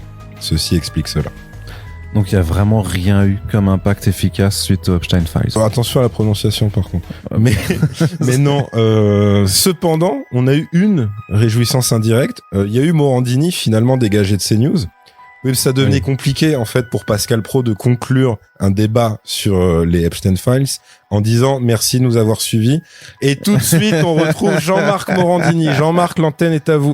C'est sûr, il y avait le pire, c'est qu'en plus dans les émissions de Morandini aussi, ça parlait des Epstein Files. Donc là, c'était plus un problème d'éléphant dans la pièce, c'était un mammouth, lui-même sur un tyrannosaure, lui-même sur un porte-avions. Donc ils l'ont dégagé, la mort dans l'âme, parce que c'était quand même le gros chouchou de Bolloré, qu'il avait maintenu envers et contre tout. Ça a dû lui faire mal au cœur, force à lui. Parce que, oui, je précise, c'était son chouchou, pas seulement parce que c'était le fossoyeur d'ITélé et supporter de la première heure de l'Empire Bolloré, mais aussi parce que Bolloré, il est proche d'un certain curé catho ou évêque, je sais plus, mais catho tradi vénère d'extrême droite. Et ce mec-là, donc l'homme d'église, le connard dont je les appelle le nom, outre le côté classique, anti-meuf, anti-basané, anti-gay, bref, à peu près anti-tout ce qui respire, mais qui n'est pas comme lui, c'est aussi un des mecs qui défend l'idée que l'Église, sur les histoires de pédophilie, ils ne doivent pas être attaquables parce que un homme de Dieu doit pas être jugé. Il faut, au grand max, on règle en interne, quoi, tu vois. Donc en France, on est quand même pas mal avec tout ça, médias, politique, justice, et même milliardaires, plutôt conciliants sur tout ça. Il y a aussi eu une meuf, alors c'était en plateau télé, en fait, elle réagissait à un sujet qui n'avait rien à voir, puisque c'était la pétition troll un peu ironique, tu sais, le truc pardon Kylian et tout, sur les excuses à présenter à Mbappé par rapport à son niveau en équipe de France depuis le début du mondial. Et donc cette meuf, elle s'appelle Bérénice Levray, ou Levé, je sais pas vraiment. Enfin bref, l'idée c'est que en fait, si c'est le vrai, c'est con parce que du coup, on passe quand même à côté d'un très bon jeu de mots. Un très bon jeu de mots, je pense. Mais de base, donc c'est une meuf plutôt très sérieuse puisque c'est une philosophe. Mais alors attention, c'est une philosophe qui est aussi chroniqueuse dans les grandes gueules sur RMC. Donc en gros, c'est aussi crédible que si je te dis ouais, mon beau-frère, il est neurochirurgien, mais il est avant tout charcutier. C'était un respect au charcutier, le jambon Serrano, c'est toute ma vie, mais c'est pas exactement le même métier. Et là donc, elle réagit à cette pétition Et elle explique que malgré son niveau en équipe de France, elle ne se voit pas pardonner à Mbappé ses déclarations. Et là, elle tape la comparaison du siècle. Elle dit « J'ai l'habitude de séparer l'homme de l'artiste, comme par exemple pour Depardieu ou Patrick Bruel, mais Mbappé, j'y arrive pas. Il profite de son statut pour donner des leçons au peuple français. Je veux bien reconnaître que c'est un grand joueur, mais je ne lui pardonne pas ses positions. » C'est-à-dire que Lago te dit clairement, les viols en série, ça passe, je peux pardonner. Mais un mec qui a fait l'erreur de dire Naël repose en paix et l'extrême droite, c'est pas très gentil, là c'est ma limite. Bon, pour être tout à fait complet sur cette, je vais dire cette demi-habile, on va dire quart de dixième d'habile. Elle est aussi connue pour avoir écrit 2 livres, Libérons-nous du féminisme et Le courage de la dissidence, l'esprit français contre le wokisme. Donc oui, a priori. Prix Goncourt, au moins. Clairement. On pourrait se dire que c'est pas mal, on pourrait se dire qu'on est pas mal, mais c'est pas suffisant. À un moment, j'ai eu peur. Je me suis dit, il faudrait pas non plus que les Ricains, les Israéliens et les Anglais oublient qui sont les vrais boss de ce game. Déjà que la France a perdu son triple A, faudrait pas non plus qu'elle paume son triple P. Donc les seuls qui peuvent nous prendre, et là j'estime que c'est acceptable, pas nous prendre, pas sexuellement, mais nous dépasser quoi, ce seraient les Grecs. Eux pourquoi pas, ils le font depuis des milliers d'années, depuis l'Antiquité. Ils ont des philosophes qui t'expliquaient dans le plus grand des calmes qu'enculer leurs élèves, c'est la base de la transmission. Ce qui est pas faux, mais on parle pas de la même transmission quoi. Donc là, ça va, tu vois, c'est une défaite qui est fair play, on peut accepter. Parce que voilà, nous, niveau philo, on a dû quand même attendre le 20e siècle pour que ce soit à la mode avec André Gide. Et encore, il le faisait que sur des petits Africains. Donc, est-ce que ça compte vraiment ? Je laisse le public juger. Mais il y a un gars en France, face à l'affaire Epstein, qui s'est démarqué encore plus, qui s'est détaché de la masse et qui a mis une distance au peloton en partant direct avec 10 longueurs d'avance. Un gars dont le nom est mentionné 680 fois dans les dossiers Epstein. Et c'est qui alors? Parce que tout le monde peut l'imaginer. Ce gars, c'est bien sûr l'élu, c'est Jack Lang. En même temps, son nom de famille était un indice. Pourquoi longueur d'avance ? Parce qu'il avait déjà été impliqué avec Epstein. D'ailleurs, on en avait parlé dans l'épisode sur les flammes. Ouais, mais il y a 2 ans, quoi.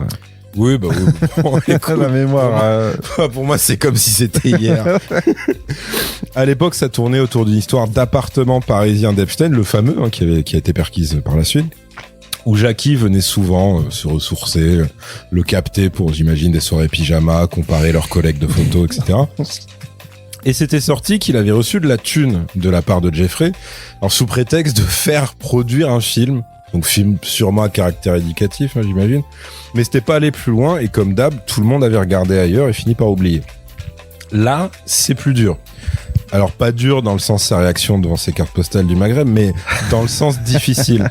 Parce que tout le monde a dit, attendez, là ce sera quoi son excuse ? Parce que 680 fois, ça fait beaucoup, il est partout en fait. Et donc il s'est dit, dans un premier temps, pas de souci, j'applique le protocole habituel, à savoir... je m'en bats les couilles, je dirai rien. Oui, parce que la plus grande force des gens comme ça, c'est pas vraiment la propagande, c'est juste le silence, le leur et celui des autres. Mais cette fois, c'est pas passé. Ça manquait de vaseline, quoi. Donc la shitstorm s'est amplifiée et il a été obligé de communiquer. Et là, ça a été le début de l'erreur fatale. Parce que d'abord, il a dit, je connaissais pas vraiment Jeffrey Epstein. Sauf que voilà, enfin, t'as plein de preuves, de mails, l'appart, des photos de vacances en slibard. Donc il a changé de version. Et il a dit, je le connaissais, mais pas en tant que prédateur sexuel. C'est-à-dire qu'il le connaissait, mais plus en tant que petit chenapan. C'est en bon vivant, finalement, tu vois. Et il a un peu surjoué en disant qu'il était tombé des nues après avoir découvert les crimes de son ex-BFF. Et pour appuyer ça, il a précisé qu'ils avaient juste été présentés de manière informelle en 2012 dans une soirée en l'honneur de Woody Allen. Et il précise que c'est Woody lui-même qui les avait présentés. Alors, on rappelle, à nouveau contexte, Woody Allen, donc cinéaste, hein, qui a fait des classiques, qui a fait des films vraiment, vraiment brillants, vraiment très drôles, mais qui a fait aussi autre chose. C'est-à-dire que Woody Allen, d'ailleurs, c'était un des derniers qui ne reniait pas son amitié avec Jeffrey. Woody Allen, en fait, quand il réalise pas de film, sur son temps libre, ce qu'il fait, c'est que il a largué sa meuf pour épouser la fille adoptive de sa meuf. Plus tard, il a été accusé d'attouchement sur une autre de leurs filles adoptives. C'est-à-dire, le mec, tu sens, il a un seul coup spécial, mais il le place dès qu'il peut, tu vois. C'est comme le mec, tu sais, qui joue à Mortal Kombat, tu sais, il connaît une technique, il te la fait tout le temps. Bah, lui, il a un combo, il le place sous la fille adoptive, tu vois.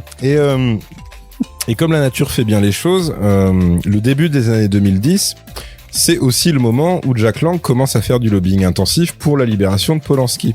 Et comme la nature fait encore mieux les choses, cette soirée avait lieu chez les parents de Maria Carolina de Bourbon des Deux Siciles, qui en plus d'avoir un nom à la con, est la meuf actuelle de Jordan Bardella, le faf serial cagueur. Donc tout est lié, au-delà du fait que ça doit être une scato, hein, malheureusement. En même temps, les nobles, ils ont des fois des mœurs un peu dissolues. Mais j'avais dit que toutes ces histoires, ça transcendait effectivement les clivages droite et gauche. Alors, d'un point de vue communication, Jack Lang, il s'en est sorti comment de tout ça? Alors, les quelques interviews sont catastrophiques. C'est-à-dire que plus il est acculé, plus il sort des réponses de merde quand on lui dit mais du coup, vous étiez quand même vachement au courant de tout ça, vu votre proximité avec Jeffrey, plus il y a de l'argent au milieu. Lui, il répond excusez-moi, je me sens offensé par vos questions, en sachant que le mec en face, c'était pas Élise Lucet, hein, c'était Jordan Deluxe, qui est juste un tâcheron d'une émission de déficience sur C8 et qui a fini chez Hanouna. Donc, enfin, je crois. Donc le mec, son top carrière, c'était des interviews avec Bigard et Affida Turner. Donc si tu veux, quand un mec comme ça arrive à te monter en l'air en interview, c'est que t'es au bout du rouleau. Effectivement.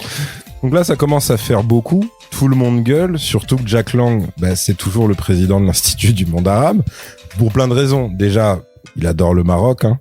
Et puis, on allait quand même pas foutre un bougnoul à la tête d'un truc qui s'appelle Institut du monde arabe, faut pas déconner, on est chez nous.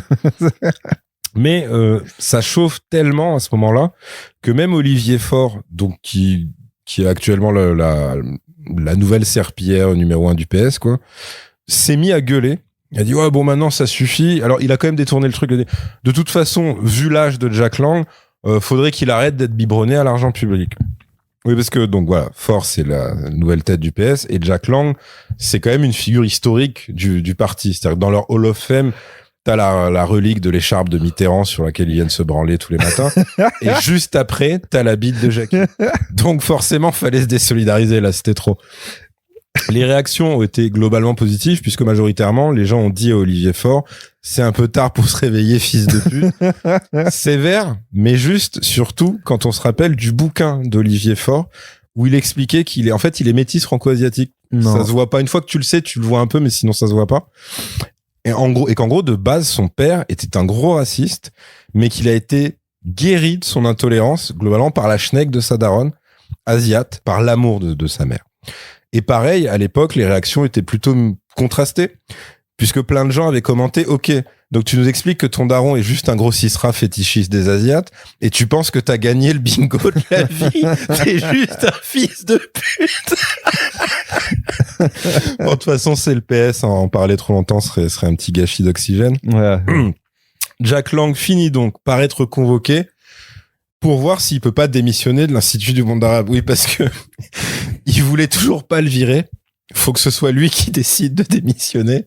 Et là, moment de bravoure, on a droit à un communiqué qui dit « La convocation de Jack Lang a été reportée à lundi. Elle devait initialement se tenir aujourd'hui, mais elle a finalement été décalée car l'ancien ministre de la Culture est en déplacement au Maroc. » Attends, je vais reprendre un petit coup. J'ai lu ça. J'ai posé mon téléphone. Je suis sorti sur mon balcon, j'ai applaudi au ralenti, tu vois. Je me suis dit, franchement, respect, en vrai. Non seulement jusqu'au bout, il leur chie dessus, mais en plus, avant de béton définitivement, il se fait un dernier kiff à la Scarface. Tu sais, quand tous les assassins, ils sont devant sa porte et il se tape le plus gros rail de sa vie. Ben là, c'est pareil, c'est la même énergie.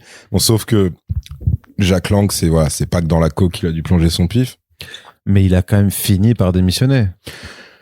Oui. Ceci dit, sa démission a pas mis fin à tout non plus parce que, comme je t'ai dit, il y a aussi le côté grosse tunasse.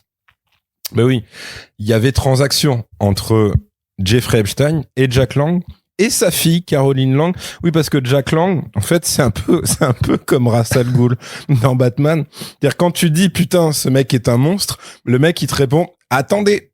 Vous ne connaissez pas ma fille. Elle s'appelle Talia. Je l'ai conditionnée dès la naissance. C'est également un monstre. Et ben, Caroline Lang. Après, il parle pas comme ça, Russell Gould. Oui, c'est vrai. Là, Salut à toi, chevalier. Alors, veux-tu être mon héritier, détective? C'est-à-dire, soit c'est la version Nolan, du coup, c'est un Britannique, globalement. Soit c'est la version dessin animé, c'est plus un mec avec une voix très classe.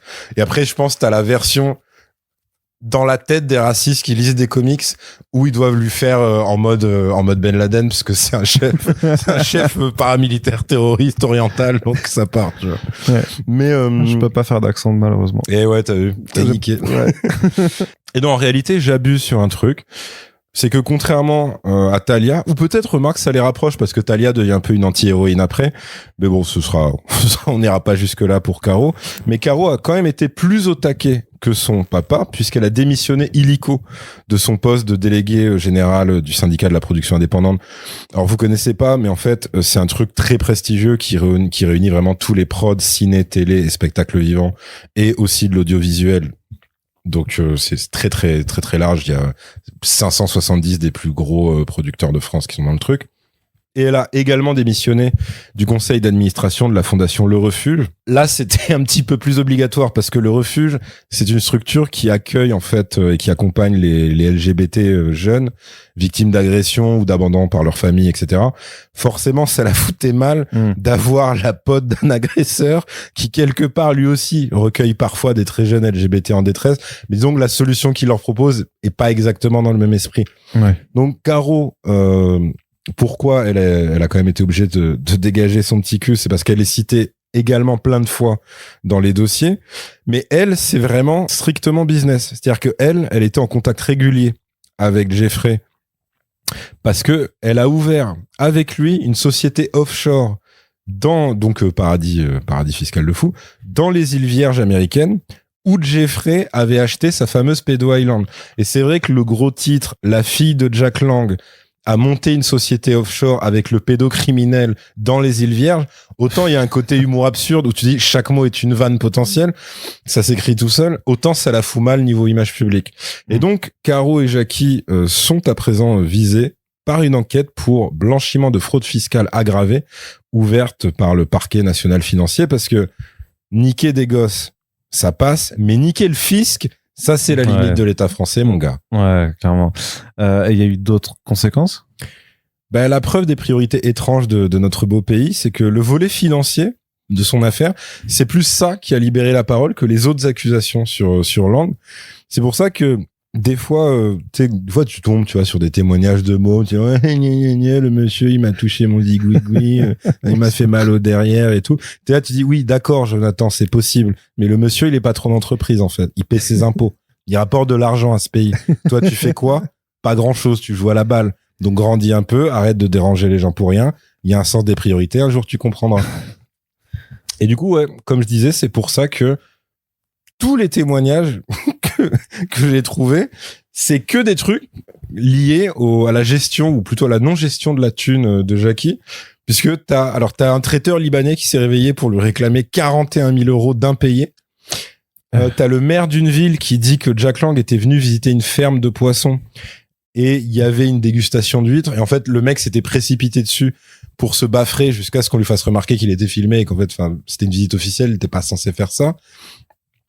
T'as un gars qui a dit qu'il avait travaillé au service comptabilité du ministère de la Culture quand Jack Lang était ministre et qu'un jour ils avaient eu un appel téléphonique du directeur du Monoprix, donc c'est même pas le truc qui fait rêver ou quoi, Monoprix de la rue Saint-Antoine quand même, qui lui dit on est obligé de bloquer la livraison de telle énième commande du ministre pour son domicile, donc place des Vosges. Parce que en fait les achats, ça fait plusieurs mois maintenant, les achats ne sont jamais réglés. Donc là, ça a un peu foutu la merde dans les bureaux et ordre a été donné de régler l'affaire, solder les arriérés. Il y a Pierre Lescure qui est sorti de son trou pour dire que quand lui gérait le festival de Cannes, en gros Jack Lang n'y était plus invité précisément parce qu'il laissait des notes impayées dans les plus grands hôtels de la Croisette en commandant à peu près tout et n'importe quoi. Quand il était maire de Blois, il débarquait sans prévenir dans les plus grands restos et il partait sans jamais payer un centime. Il faisait pareil avec les costumes Smalto, c'est-à-dire que les factures étaient envoyées mais jamais réglé. Et évidemment, il faisait pareil à l'hôtel Naoura à Marrakech. Quelque part, en fait, sans la pédophilie, ça aurait pu être mon héros, ce mec. C'est-à-dire tellement c'est un crevard qui gratte tout et tout le monde tout le temps. Par contre, pour son affaire, lui, on pourrait croire il admet, enfin tu vois, il a démissionné, mais il admet que dalle. C'est-à-dire que son avocat a bien précisé, mon client a démissionné sous la pression de la meute, mais pas du gouvernement. Encore une fois, le tribunal populaire des réseaux sociaux a fait une triste victime.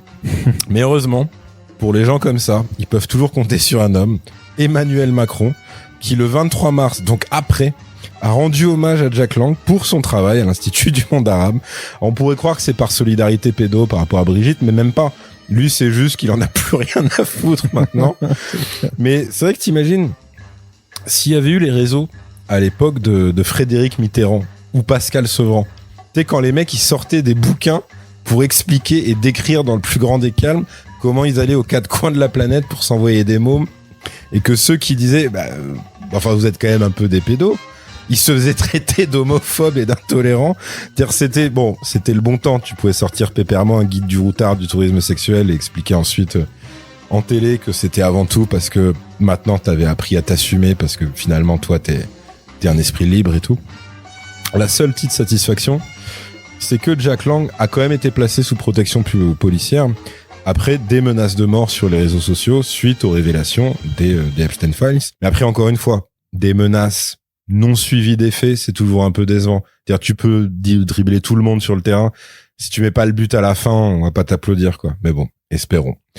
En revanche, il y a un autre pays qui a très mal pris cette nouvelle concurrence. Lequel ? La Belgique. Oui, parce qu'on a tendance à les zapper, mais c'est un peu injuste. Ils sont toujours dans l'ombre de la France, alors que c'est vraiment un vivier de talents qui ont su s'émanciper de l'influence française en créant leur propre style. Donc pareil, là ils ont vu les Epstein Files débarquer dans leurs news. Ils ont tapé du poing sur la table et ils ont rappelé leur champion en titre, le MVP, Marc Dutroux. C'est comme à l'Eurovision, t'envoies les meilleurs, hein, t'es là pour la gagne. Lui, tu sens, il était peinard en tôle devant sa téloche, en train de se mater un best-of perso des premières saisons de Stranger Things. Et là, entre deux épisodes avec des enfants et des tentacules, il tombe sur l'affaire Epstein. Et là, il reçoit un message crypté, transmis par un maton chelou. Et là, il lit, Marc, on sait que t'as raccroché, mais avec tout ce qui se passe, on a besoin de toi plus que jamais. Il faut que tu renfiles les gants. À défaut de renfiler autre chose. Oh. Ce message s'autodétruira dans 5 secondes. Je crois que j'ai vraiment donné mon max sur les blagues sexuelles horribles dans cette chronique. C'est déjà censuré de tous les algos, de tous les bots qui vont... Non, parce que c'est que des jeux de mots de merde. Tu peux même pas... Genre, sorti du contexte, ça veut rien dire. Ouais, mais je crois qu'ils détectent les mots quand même et qui... Renfiler ? Non, c'est pas possible, c'est trop vague. Non, peut-être pas encore, ouais. Non, par contre, tous les moments où j'ai parlé de pédophilie et de viol, je pense. Oui, voilà, c'est ça, c'est ça. T'as déjà utilisé les mots interdits. C'est ça. Attends, je peux rajouter? Oui. Hitler. Oh, putain. Donc voilà. Donc là, il lit le message et tout. Ce message se détruira dans 5 secondes. C'est pas une mission difficile. C'est une mission impossible. Là, il a dit, ah shit, here we go again. Il se motive, il reprend l'entraînement, il est en mode, vas-y, faut leur rappeler qui est le boss, le vrai OG de toute cette merde. Il s'est préparé, il a fait un dernier barreau d'honneur. Et c'est comme ça que moins d'1 mois après la sortie mondiale des Epstein Files, Marky Mark s'est fait péter en cellule avec plus de 200 images pédopornographiques en février dernier. Ah, mais il a été réactif, hein, on peut pas lui enlever ça. Il avait déjà tenté un retour en 2013, mais à l'époque, il s'était fait pécho avec juste une cassette vidéo. Il y avait un côté vintage pour les nostalgiques, mais c'était aussi très ringard. C'est-à-dire, c'était pas un DVD Blu-ray ou une clé USB. Là, il a mis les petits plats dans les grands. Il savait qu'il avait rendez-vous avec l'histoire et que sa legacy n'allait pas s'écrire toute seule. C'est un peu Hugh Jackman quand il est revenu pour Logan. Il a fait l'entraînement, la muscu. Il a repris sa ceinture de champion en mode, en fait, les X-Men, c'était moi. Il est là pour les fans, le gars. Alors, comment un mec comme ça a pu faire rentrer tout ça en prison? C'est typiquement le genre de question qu'il faut pas se poser, mais c'est encourageant. Je me dis, s'il peut faire rentrer ça, il peut peut-être faire sortir des trucs dont lui-même. Et pourquoi pas s'évader un jour et rejoindre Jack Lang pour un road trip dans le désert africain. Et là, on aura peut-être enfin notre version européenne de Deadpool et Wolverine. En tout cas, Arnaud, je sais que tu croises les doigts. Il y a eu d'autres trucs surprenants niveau ricochet. Epstein a écrit par exemple dans un mail: j'ai rencontré beaucoup de personnes mauvaises, mais aucune du niveau de Trump. Il n'a aucun atome de décence dans tout son corps. Voilà, on rappelle, c'est quand même le mec à la tête d'un trafic international d'êtres humains qui dit ça, donc c'est rassurant. On a aussi eu l'extrême droite française qui s'est mangé une énième balle perdue dans un mail, parce que j'ai dit qu'il y avait Marine, Bardella et tout. En fait, dans un mail, ça parle du RN en disant ça peut être un appui pour nous en France. Ils vont dans le bon sens. Par contre, c'est des attardés de compétition olympique. Et c'est pour ça qu'ils sont endettés auprès d'un fonds russe. Du coup, ils nous réclament encore de la thune. Et c'est comme ça qu'on pourrait racheter leurs dettes. Mais après, faut les encadrer parce que, et là je cite, ils ont l'air fondamentalement idiots. Ça, j'avoue que c'était pas dans le bingo, mais on prend. Et enfin, on a eu le top du top. Là, vraiment, en termes de complot, c'était le mont Everest des complotistes. Un mail d'Ariane de Rothschild qui demande à ce que Dieudonné soit mis hors d'état de nuire, puisque elle, en fait, de loin, s'imaginait apparemment que c'était un mec qui fédère des centaines de milliers de gens dans la rue en France, et qu'en fait elle se fiait à ses vues YouTube de l'époque, parce qu'elle a beau être riche, elle est surtout très conne. Hein. Et Jeffrey était une sorte de conseiller de l'ombre du groupe bancaire Rothschild, d'où son implication avec elle très proche. Le léger souci, c'est que niveau timing, en fait, le mail tombe juste avant le moment où Manuel Valls commence à vraiment s'acharner sur Dieudonné. Donc là, si les complotistes c'est des loups-garous, la diffusion de ce mail c'est la pleine lune. C'est-à-dire qu'ils ont vraiment réveillé la bête, et donc fatalement le soir même, live Twitch, YouTube, Twitter, Insta de Dieudonné. Mais il est pas venu seul, puisqu'il a ramené ses Avengers à lui, Alain Soral et Francis Lalanne. C'est vraiment le retour d'Expandables. C'est-à-dire, limite, j'étais étonné de pas voir l'hologramme de Robert Forisson à un moment, tu vois. Et donc, depuis, Diodo a connu le plus gros regain de popularité qu'il a jamais eu depuis l'époque. Il a dû écrire 10 nouveaux spectacles entre-temps. En tout cas, il en a écrit un nouveau qui s'appelle Ariane. En termes d'effets Streisand, Théo Max. Ah non, mais c'est un échec à tous les niveaux. Mais j'ai pas l'impression qu'il y ait plus qu'un côté popcorn dans cette affaire, en fait. Oui, ça c'est aussi un truc qu'on a vu passer. C'est-à-dire, moi notamment, j'ai un pote feu qui m'a dit, ouais, mais tu sais, nous, genre il parlait de lui et sa famille, on n'a ni thune ni île privée et on rêve pas spécialement de ken des enfants. Donc moi je lui ai fait, t'es peut-être l'exception qui confirme la règle, mais c'est pas une raison en fait. Ok, tu niques peut-être pas des gamins, mais là t'as niqué l'ambiance. La vie est déjà suffisamment dure comme ça. Laisse les cons s'amuser. Le pire, c'est qu'il va écouter ce podcast et il se reconnaîtra, ce qui veut dire qu'il va me réclamer des droits d'auteur parce que voilà, ces gens-là, on les connaît. En plus, là, je l'ai présenté en mode, ouais, c'est mon pote, de toute façon, j'ai un ami noir et tout. Mais non, lui, c'est même pas ce que je pourrais appeler mon ami juif, c'est plus ma déception juive, en fait. Parce que moi, à la base, je suis devenu pote avec lui, pourquoi? Parce que je me suis dit, il doit faire partie de l'élite qui contrôle le monde, donc il pourrait peut-être me filer des tuyaux. Ah oui. À l'arrivée, le mec, il a un taf de merde, il fait des photos gratos pour des rappeurs. La moitié des gens le confondent avec un rebeu. Et tout ce qui m'a dépanné pour l'instant, c'est des tickets resto. Enfin, c'est catastrophique. Alors, des fois, pour me remonter le moral, il me dit, oui, je déteste Netanyahou, je lui souhaite la mort. Oui, comme tout le monde, en fait. On est en 2026, on va pas te filer de médaille pour ça. Et là, il me dit, ouais, mais je le détestais avant que ce soit la mode. Génial, mais à la limite, moi, j'aurais préféré, tu sais quoi, que tu le kiffes, que tu sois ultra sioniste et ultra riche. Comme ça, cette amitié, elle aurait eu un sens, quoi, pour moi. Mais là, que dalle, c'est juste un mec relou. Et pareil, tu sais, t'as toujours des connards pour rappeler que faudrait remettre les victimes au centre de l'équation et que c'est pas une raison de remettre une pièce dans la machine à fantasmes. Au contraire, c'est dans ces moments que faut être plus rationnel et plus on caricature, moins on a de chance d'avoir des vraies retombées. Et accessoirement, le fait que le président de la première puissance mondiale soit impliqué est beaucoup plus flippant que n'importe quelle célébrité pédophile, en vrai. Parce que c'est vrai qu'à côté de ça, je l'ai dit au début, mais ça manipulait pas mal de puissance occidentale. En gros, il n'y a pas que les gosses qui se faisaient enculer, il y a toute une partie de la planète À la limite, l'aspect pédo, c'était globalement leur after work, mais pas plus. Mais bon, moi, face à ça, qu'est-ce que tu veux que je te dise? Dans tous les moments de célébration, faut qu'il y ait des rabat-joie. Faut qu'il y ait des mecs qui l'ouvrent, qu'il y ait des gens qui ramènent leur science et qui cassent les couilles. Mais ils sont écoutés? Non, bah déjà parce qu'en général, c'est soit des fact-checkers insupportables, comme j'ai dit, soit des gens très légitimes, mais du coup qui seraient des vrais militants, donc qui sont pas mis en avant, soit des gens parfaitement illégitimes pour ouvrir leur gueule. C'est-à-dire que j'ai un autre pote qui lui m'a écrit, c'est quand même compliqué d'avoir des mecs qui t'expliquent la vie alors que c'est eux-mêmes des salopes de SOSDEM avec en photo de profil Alma Dufour qui bouffe un grec. C'est peut-être moi-même qui me suis envoyé ce message d'ailleurs. Mais oui, parce que oui, il y a tout un truc de ce genre de gauche kebab qui remonte. En fait, c'est le théorème de Benoît Hamon. C'est-à-dire que on n'a pas trop d'idées. On sait qu'on est moins de droite que le reste de la gauche. Comment on peut parler aux pauvres?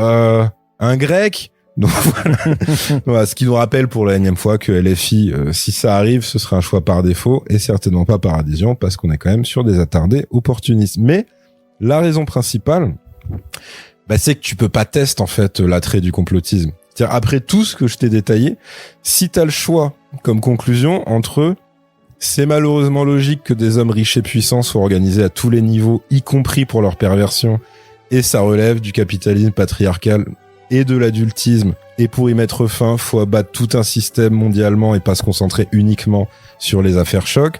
Donc t'as le choix entre ça. Et deuxième conclusion, c'est ce qu'on vous dit depuis des années, on est gouverné par une élite mondiale pédophile et sataniste secrète. Tu prends à la fois le plus simple et le plus marrant. Donc le deuxième. C'est-à-dire que le complotisme, le principe, c'est que il y a un côté ludique. C'est-à-dire c'est de la conscience politique pour les nuls. T'as le choix entre t'enfiler un bouquin de la taille d'un dico qui décortiquerait les rapports de domination dans le monde ou une vidéo YouTube de 40 minutes qui te parle de reptiliens Illuminati avec la musique de Requiem for a Dream. Le choix, il est vite fait. De ouf. Tout le monde préfère la science-fiction au documentaire. Et il y a un autre truc, c'est que c'est plus confortable et agréable de se dire que non seulement toi t'es dans le secret, t'as décrypté tout ce que les moutons ignorent, et dans le même temps, ce savoir te dit aussi que tout ça te dépasse tellement que c'est un fardeau que tu as porté toute ta vie parce que tu sais que ça sert à rien de militer, d'être activiste ou de faire quoi que ce soit d'autre que t'enchaîner des vidéos de cons plutôt que de réaliser que les grands de ce monde, quand ils font des horreurs tous les jours, en général, ils ont même pas besoin de se cacher dans des catacombes avec des capuches. Ils le font en 4K, c'est filmé, et après ils t'expliquent en conférence de presse que c'est comme ça, parce que oui, ils dirigent le monde officiellement. Et ça, c'est un peu plus déprimant pour l'amour-propre, parce que même le plus enthousiaste va se dire, même si je m'active dans le bon sens, j'échapperai jamais à ma vie de merde, et ces gens au pouvoir ne seront jamais impactés, sauf dans plusieurs générations, et ça, c'est uniquement si ça marche. Ce qui est pas du tout gagné d'avance. Donc le réalisme en fait est toujours plus hardcore à assumer que le complotisme. Alors je sens que je vais regretter ma question, mais t'as d'autres exemples récents de trucs horribles qui ont eu lieu sous nos yeux et qui passent crème? J'aime cette question, puisque oui, c'est ça qui est cool quand on fait un vrai podcast d'actu, parce que oui, il me semble que hier, la proposition de loi visant à, alors je cite, reconnaître une présomption de légitime défense pour les forces de l'ordre en cas de tir à l'arme à feu, ça a été adopté à l'Assemblée nationale avec une belle petite majorité quand même, puisque il y a eu le gouvernement et ses soutiens, donc et évidemment toute la droite et l'extrême droite. C'est-à-dire que là c'est une preuve typique que ce serait plus marrant que la vie ce soit comme Get Out ou Lovecraft Country ou tu vois des trucs d'afro-surréalisme américain comme ça, où à chaque fois en fait t'as un complot blanc contre les basanés. Mais en fait dans la vraie vie, les blancs sont pas obligés de faire des associations secrètes avec des savants fous pour niquer une minorité ou une autre. En fait tout ce qu'ils ont à faire, c'est se lever un matin, voter une loi qui dit à partir de maintenant, si un flic vous tire dessus, il sera systématiquement dans son bon droit et la justice partira maintenant officiellement du principe qu'il a raison. Et c'est bon, ça s'arrête là. Alors c'est marrant parce que il y a aussi un côté permis de tuer. Et ça, même dans la fiction, c'est que les personnages comme James Bond qui l'avaient. C'est-à-dire que dans un James Bond classique, donc il va tuer plein de gens.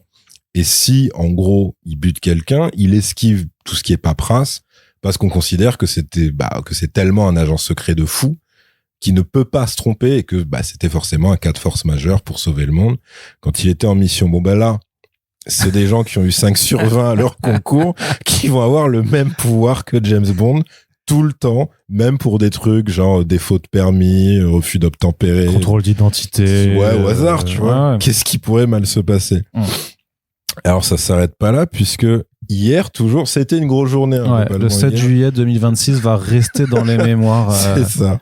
Et encore, je parlerai même pas de la victoire de l'Argentine, mais ça va dans le même sens. Mais en gros, voilà, pour prendre quand même des gens qui sont assez proches des nazis, Marine Le Pen a été condamnée pour détournement de fonds. Alors c'est quand même à hauteur de plusieurs millions. Ah ouais. Et c'est elle et tous ses lieutenants, c'est pas juste elle toute seule. Et elle a donc été invitée au JT de 20h le soir même pour annoncer sa candidature. À la présidentielle, ouais. Eh ben, attends, non, du coup, il y a un problème, parce que c'est pas logique, l'enchaînement des infos. Donc, je relis. Et donc, 20h le soir même, pour annoncer sa candidature. Ouais, Si, c'est pardon, bien ça, oui, oui, c'est bien ça, ça, ouais. ok. Donc oui, elle a précisé que même dans le cas où, après le pourvoi en cassation, elle serait sous bracelet électronique, elle serait en campagne et que ce serait pas un problème. Alors après, il faut préciser que son bracelet électronique, c'est pas le même que celui de Monsieur Tout-le-Monde. C'est plus le même que celui de Sarkozy. Ouais. C'est-à-dire qu'en gros, il y a pas de pile dedans et il y a pas de restriction géographique. Donc c'est plus un bracelet fantaisie, quoi, tu vois, finalement. Mais comme quoi, la réinsertion existe vraiment en France. Et ça, c'est une belle avancée pour tous ceux qui ont un casier long comme le bras. On n'est pas condamné à l'échec, comme le disait Kerry James. Encore une fois, pourquoi se cacher quand tu peux pisser sur la population à un niveau pareil? Ceci dit, si tu tires les bonnes conclusions de tout ça, tu peux aussi te dire que tous les repris de justice devraient peut-être se présenter aux élections présidentielles. Et si ça marche pas, tous ceux qui, à l'inverse, n'ont pas de casier, vous pouvez toujours tenter un truc, vous passez le concours de police. Encore une fois, c'est pas le truc le plus dur au monde. Et vous allez tuer des millionnaires ou des faf ou qui vous voulez, en fait. Parce que je me dis au moins que le permis de tuer serve dans les deux sens, quoi. Ouais, mais alors quelque chose me dit que c'est pas vraiment dans ce sens-là que les choses vont évoluer. Effectivement, puisque dans la catégorie des gens qu'on aurait dû Charlie Kirker, mais qui sont étrangement toujours consommateurs d'oxygène, on est complet. C'est-à-dire que là, toujours récemment, il y a eu Gabriel Attal qui a dit que lui, si il est élu président, il va recevoir sur le sol français Netanyahou. Alors Netanyahou, donc qui on le rappelle, est sous le coup d'un mandat d'arrêt de la Cour pénale internationale pour crimes de guerre et crimes contre l'humanité. Donc bon, c'est des petits délits mineurs, j'imagine, à ses yeux, mais après, c'est Gabriel Attal. C'est-à-dire, il est prêt à recevoir beaucoup de choses. C'est comme ça qu'il a gravi les échelons. C'est-à-dire, si, voilà, pour les fans de The Boys, si Macron, c'était Homelander, lui, c'est The Deep. C'est-à-dire, juste, tu le regardes une fois dans les yeux, tu perds instantanément toute once de respect pour sa gueule. Et c'est sûr qu'il a le même rapport avec son chien que The Deep avec son bébé pieuvre. Ensuite, alors pareil, pour le côté, on vous chie à la gueule et on n'a pas besoin de se cacher spécialement. T'as le Premier ministre, donc c'est Le Cornu, qui est quand même bien nommé, je trouve. Mais donc lui, il a dit que le gouvernement ne publiera jamais les résultats du dépistage antidrogue qu'il avait lui-même commandé pour tous ses ministres et les membres du cabinet des ministres. Et le même jour, on a eu Yael Braun-Pivet, donc elle, j'en ai déjà parlé, c'est la rigolote qui préside l'Assemblée nationale. Alors elle s'est pointée de concert avec Gérard Larcher. Donc lui, c'est le président du Sénat, c'est son équivalent pour les sénateurs. Si vous voyez vraiment pas qui c'est, googlez Gros Porc Sénat, c'est le premier résultat. Vous pouvez pas vous tromper. Bon les deux, eux, ils ont expliqué qu'ils ne rendraient jamais public les justifs de dépenses des députés et des sénateurs parce que ils estiment que ça relève de la vie privée. Ce qui veut dire que leurs frais de mandat, donc de l'argent public, donc en gros ma thune et la tienne et celle de tout le monde, eux ils te disent officiellement oui c'est utilisé pour des motifs privés en fait, donc on n'a pas à vous le dire.